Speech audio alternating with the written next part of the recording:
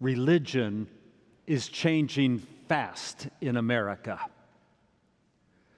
Spurred on by the pandemic, more and more Americans are worshiping online rather than coming physically. Fully 35% of First-Plymouth members now worship online.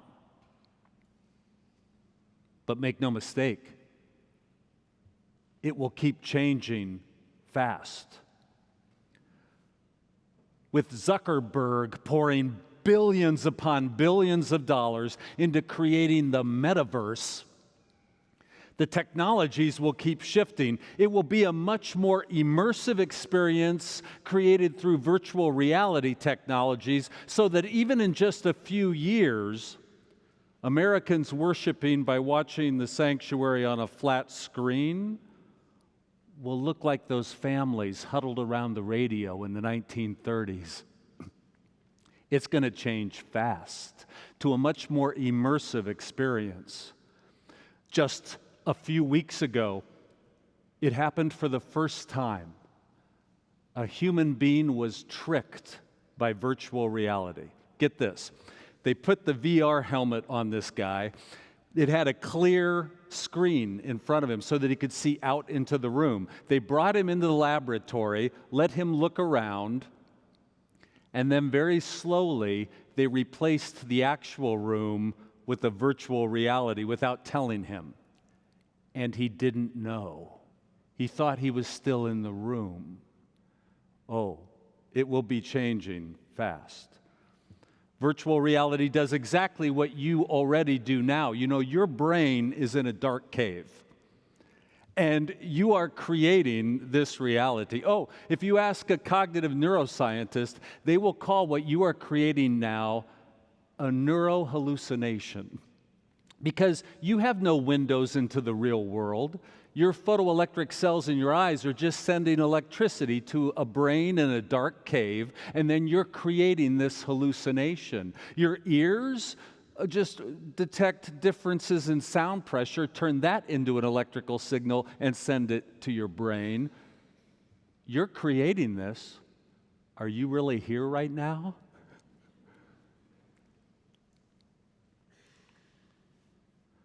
Oh, virtual reality will change a lot. But it will not change the purpose of religion.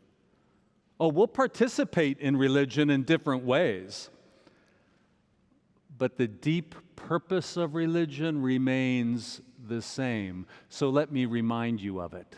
It's threefold. The purpose of religion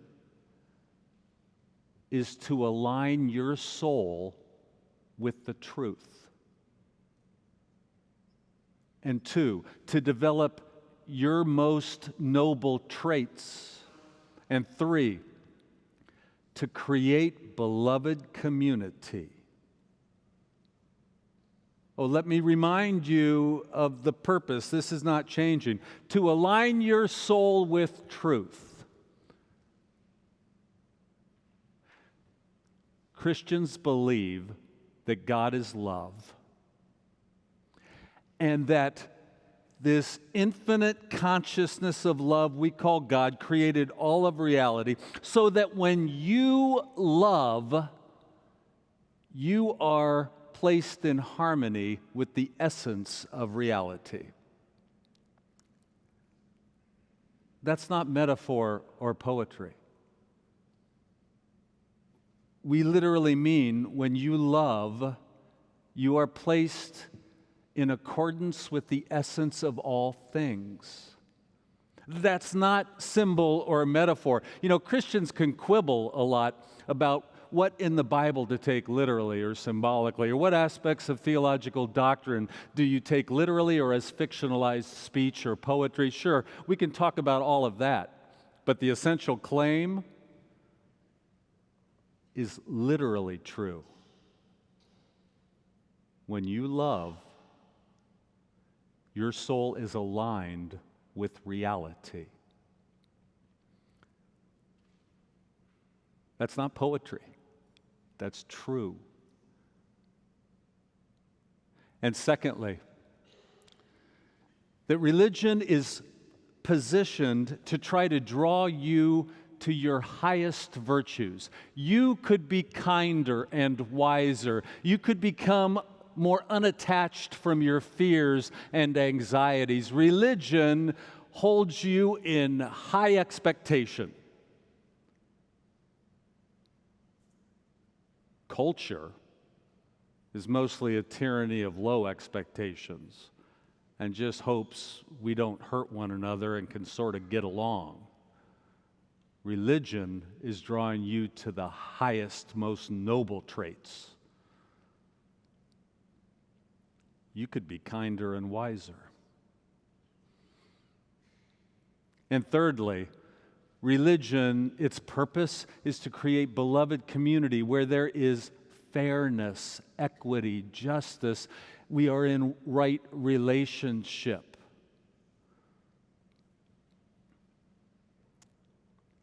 Lots of things are changing.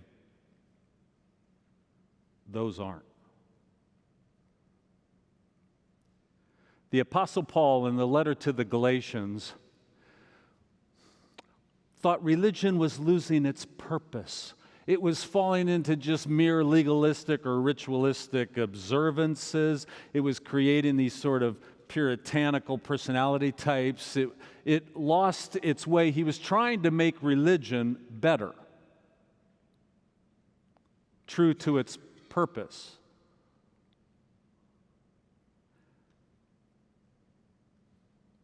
Now let me make a sudden shift to say something about our nation. You should be worried whenever a cleric wants to say something about our nation.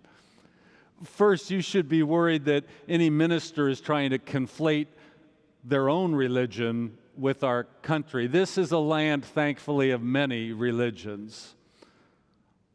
But let me at least notice that the deep purpose to the birth of a new nation, a nation of freedom and democracy, its purpose is at least somewhat similar to what I was saying about religion.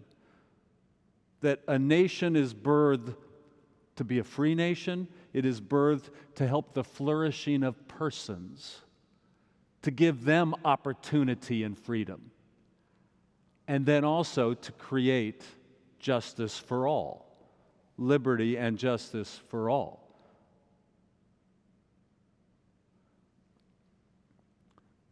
So just as we are faithful to the deep purposes of our religion, it is good and right to be deeply patriotic about the purpose of this beautiful country.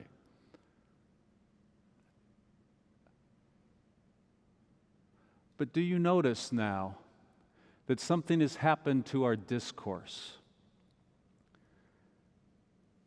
That we don't trust each other in a most basic way. Let me explain. When you have a friend, you give the best interpretation to their actions. That is what it is to be a friend. You will always give the best interpretation of their actions. When someone is not your friend, you might lean towards giving the worst explanation of their actions. Now, what has happened is we no longer trust in the discourse of America, and it's happened through social media primarily. We give the worst interpretations now to someone's actions. And so if someone is on the side of some change in the law or policy or politics that we disagree with, we give the worst possible interpretation, that they are up to some nefarious purposes, instead of believing that we are joined together in the enterprise to be better, to offer greater justice for all and flourishing of persons. We need to find our way back to trusting that our fellow citizens also desire a better nation where persons flourish and there is justice for all.